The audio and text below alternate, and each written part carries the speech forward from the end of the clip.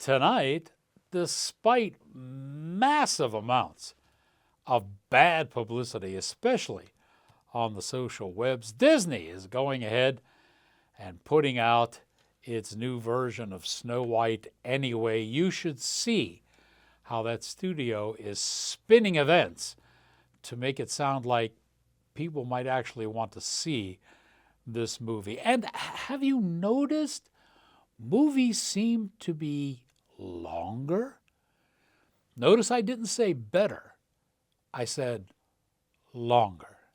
Cinematic class is about to begin. Your professor is in.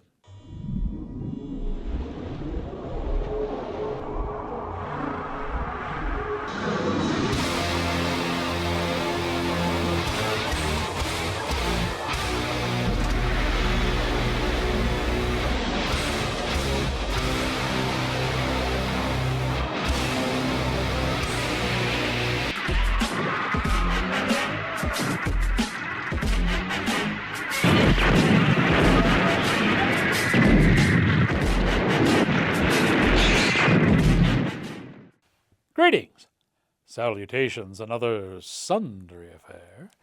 I am your cinematic professor and purveyor of truth in movies. And before we get started, for a good number of years now, this has been the official Outtakes with Rex Real coffee mug. We have a new design. I show it to you now. Here it is. Look at that. A little bit bigger and a little bit fancier design there. Brand new Rex Real coffee mugs. And they are on sale now at the official Rex Real store. Be sure to check it out. There's the URL below for you. And stock up on the new coffee mugs today. They also make really good gifts. So there you have it.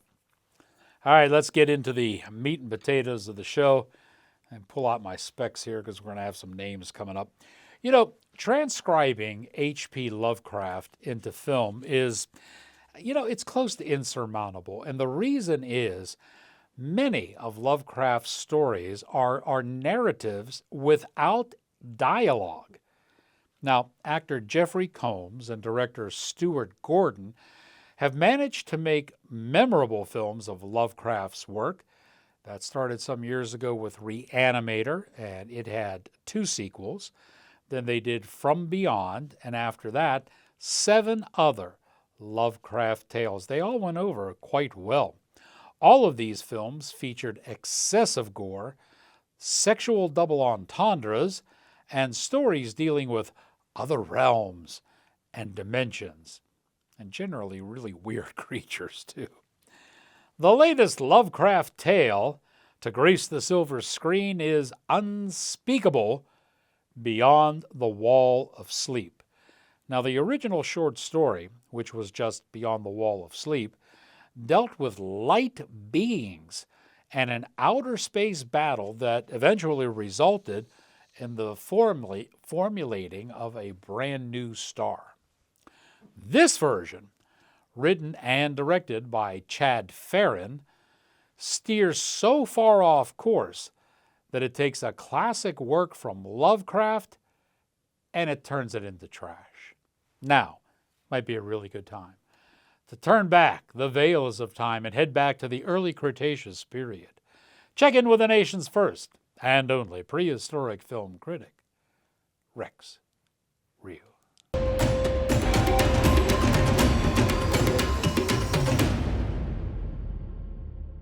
The premise of light beings battling in space is infused with demented Freudian mythos, creating sex-deprived light beings battling for the ultimate act of coitus. We are presented with battling monstrous penises that represent the essence of man. The movie attempts to emulate the style of Jeffrey Combs's venture into the Lovecraft world, but does so in chaotic and irrelevant manner. This should have been labeled as a bad comedy.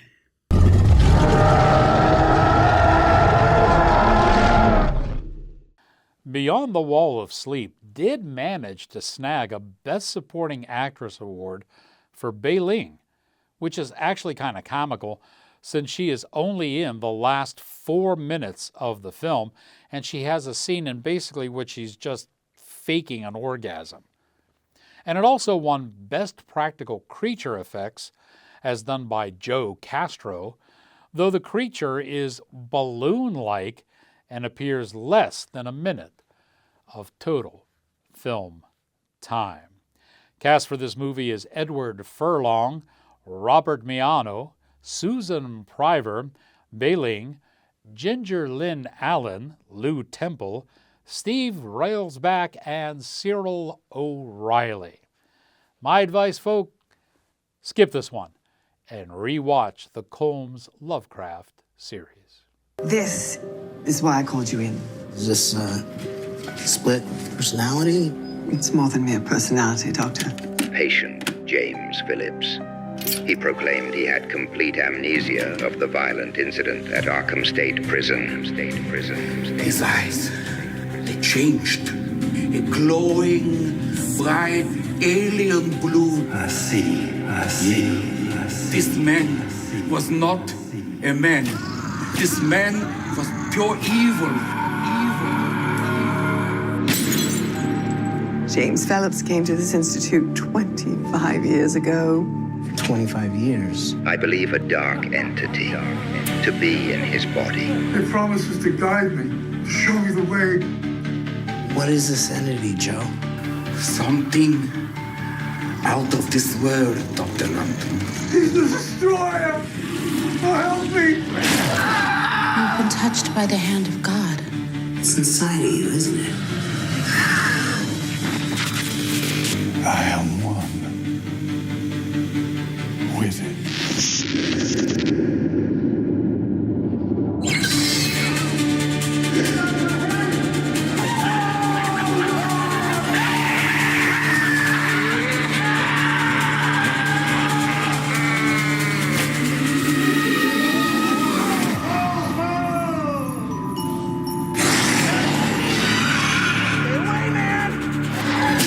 It was like he was possessed. It is your destiny.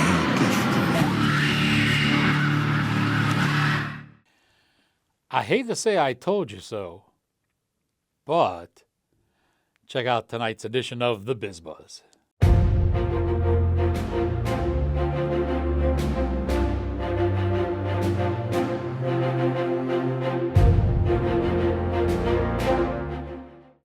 I have been telling you for decades how Saudi Arabia has been funneling money, a ton of money, into Hollywood to try to, take away from its bad connotations after 9/11 and really kind of promote the Arab ideology into Hollywood entertainment. Well, it's no longer subtle money behind the scenes. Right now, it looks like they're trying to take over the movie business.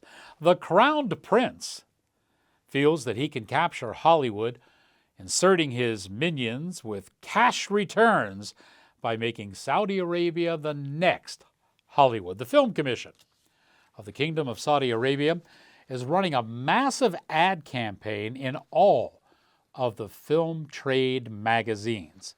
Now, the ad promises unique filming locations, financial incentives to produce films in the region, a co-op with film critics for, shall we say, favorable press, state-of-the-art studios in Neom, Jeddah, and Riyadh, automatic admission into various film festivals for your work, and a connection with the Asian Film Commission and a gateway to international markets. That's a whole lot of swag. And no worries about unions. You can bet that producers and studios will jump on this venture, and the Arab ideology will seep further into American entertainment. And speaking of Arab influence in entertainment, it proved to be the end and the near end of two really interesting shows. The Old Man with Jeff Bridges was canceled after just 2 seasons despite a very strong cast and a good production crew. The reason primarily is the pro-Afghan messaging that dominated the second season. Now, similarly, the other series is The Night Agent, that's on Netflix, and that was in trouble as well. The first season of The Night Agent scored very, very well, but the second season attempts to elicit empathy for Iran. Now, the showrunner for The Night Agent promised the producers that he would shift the focus, so Netflix is allowing a third season on a trial basis. And probably not surprising, the third season will deal with a illegitimate, corrupt president. In the current political arena, Afghanistan and Iran are enemies, and trying to depict them as victims in a series is insane line of scripting. This was also tried, folks, this year in numerous films, especially documentaries this past year. Obviously, I didn't cover any of them here on the show. These are films that only the Hate America crowd would watch, and somehow they thought they would be award-winning. Nope, not ready for that. All right, let's get back to some meat and potatoes again, shall we? Apple TV has come up with a rather interesting movie. It's called The Gorge, and it's one of those films that you really have to stay with in order to enjoy. You know, it reminded me a bit of the original Fright Night with Chris Sarandon and Roddy McDowall. That movie, for the first 40-45 minutes, was really slow and monotonous. And I told everybody after I had watched the screening, look, stay with this movie, give it the first 40 minutes or so, and I promise afterwards it'll be worthwhile. And of course, that's exactly the way it turned out to be. The first hour of The Gorge is monotonous and mundane. Miles Teller is Levi, who after a botched assignment is given a new mission that basically allows him to disappear. Across the gorge, Dresa, played by Anya Taylor-Joy, is in a similar situation. Though both are forbidden to communicate with one another, it's inevitable that a romance is about to ensue. Writer Zach Dean could not have made the first hour of this movie any slower if he tried. First off, a movie of this ilk should never be 2 hours, but the first hour you really gotta struggle to. However, in the second hour, it kicks off with rejects from John Carpenter's The Thing, and the horror action elements take over, making The Gorge fun to watch. There is a cameo appearance by Sigourney Weaver, and some really nice camera work in this by Dan Laston. Director Scott Diserson delivers a fun horror streamer with slight political overtones. If you can make it through that first hour, I think you'll have fun with the rest of the movie. Here's a look at The Gorge.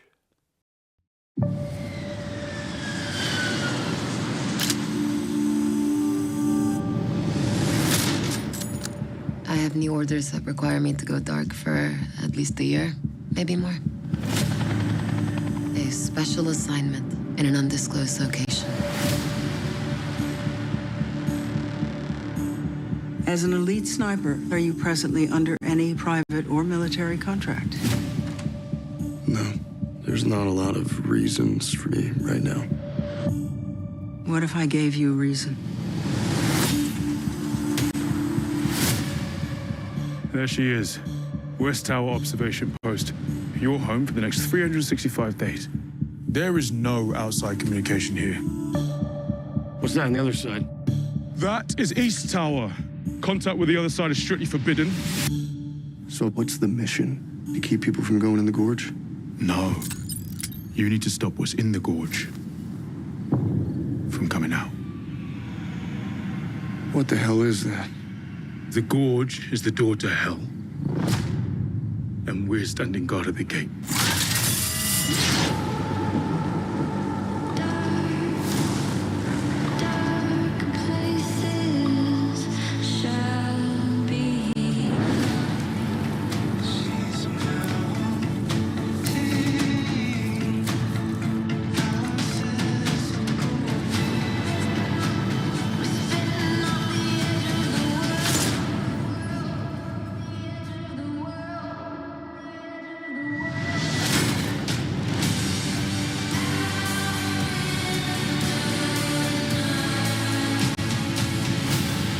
What's the truth about this place? What's the truth about the gorge?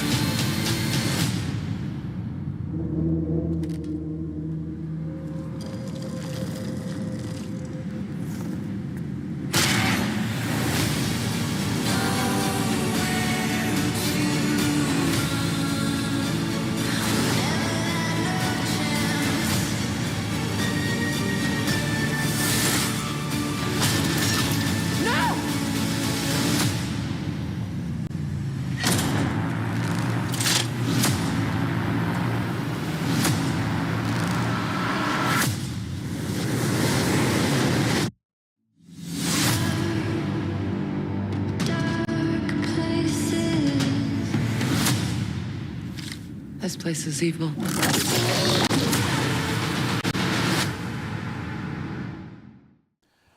There's a whole lot more coming on tonight's show when Outtakes with Rick's Reel continues right after this.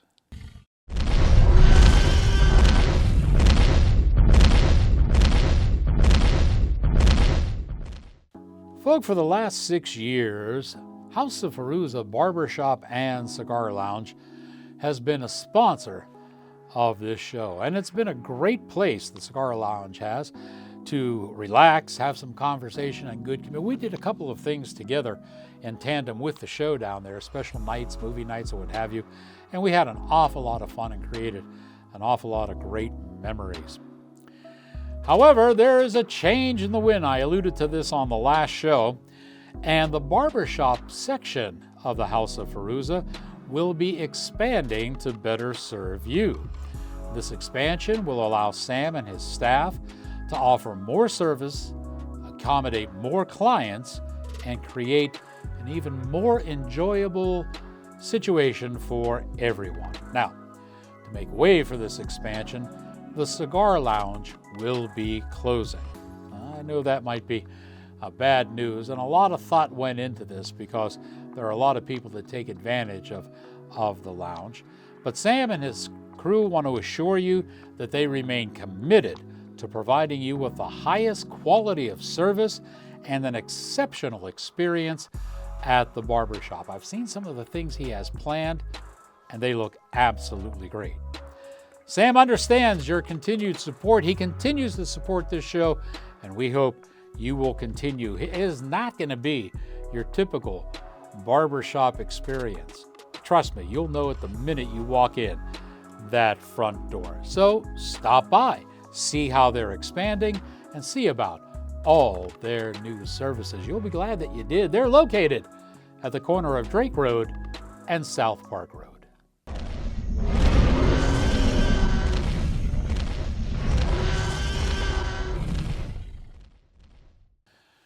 Welcome back to the show. Next up is Baby in a Basket. I know it sounds like a bad windshield decal, but this film is listed as a gothic horror film. Now, let me take a step back and tell you that the adjective gothic describes something that is characterized by mystery, horror, and gloom, especially in literature. Gothic literature combines the genres of horror and romance. That's key. As such, I'm going to say this movie is not a gothic horror film. Shooting primarily in dark sets, referencing the devil, and plaguing a group of nuns alone simply does not qualify as gothic. First, this movie isn't scary at all. Horror elements primarily rely on a poor imitation of a Muppet devil baby. Romantic elements are replaced by Puritan interests in nuns having sex. You see, the film centers on St. Augustine's Church and Abbey back in 1944. Although the war is mentioned in passing, it really plays no significance to the main plot. St. Augustine's boasts a collection of misanthropic nuns, most of whom should never have entered the convent. They're played by Amber Dogue Thorne, Michaela Longden, Elle O'Hara, and Lisa Reisner. Mother Superior is played by Miriam Dabo. Good old Miriam's looking a little bit long in the tooth since her days back as a Bond girl. You know, speaking of back, we should go back once again to the early Cretaceous period and check in with the nation's first and only prehistoric film critic, Rex Rio.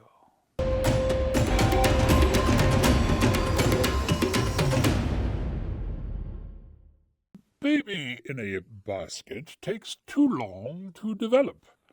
Director of photography Andy Crane shoots in a dark palette, attempting to emulate Gordon Willis, but the effect is wasted as the script by Nathan Shepka, who also directs, edits, does the fight choreography, and provides himself with a juicy role, lacks any real scares.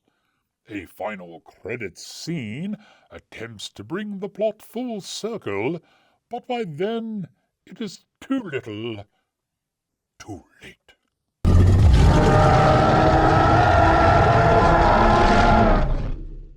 Something terrible's going to happen.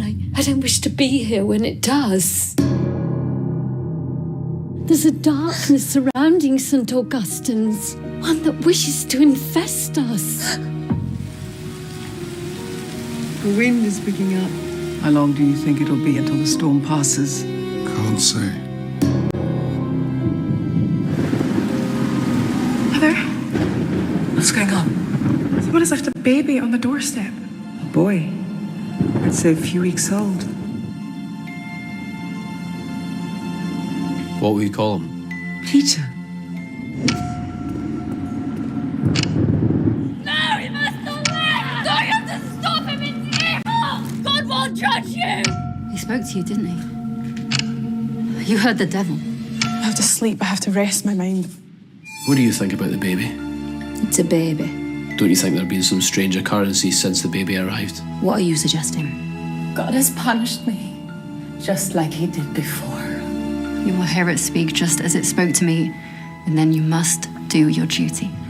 Our Father, who art in heaven, hallowed be thy name.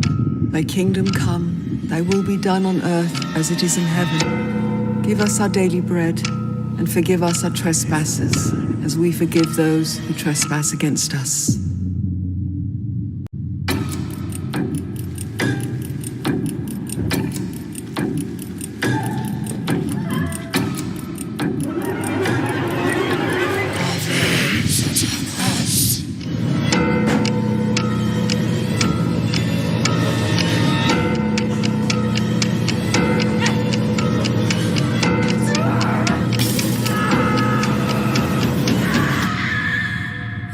Soon enough, but it won't be God's.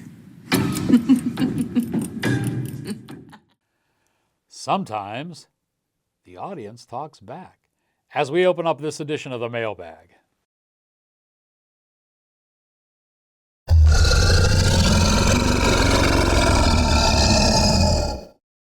Everybody had something nice to say in tonight's Mailbag. I kind of like this myself. Sas Hercha, Coach Bry, and Victoria Cartman all love my reviews.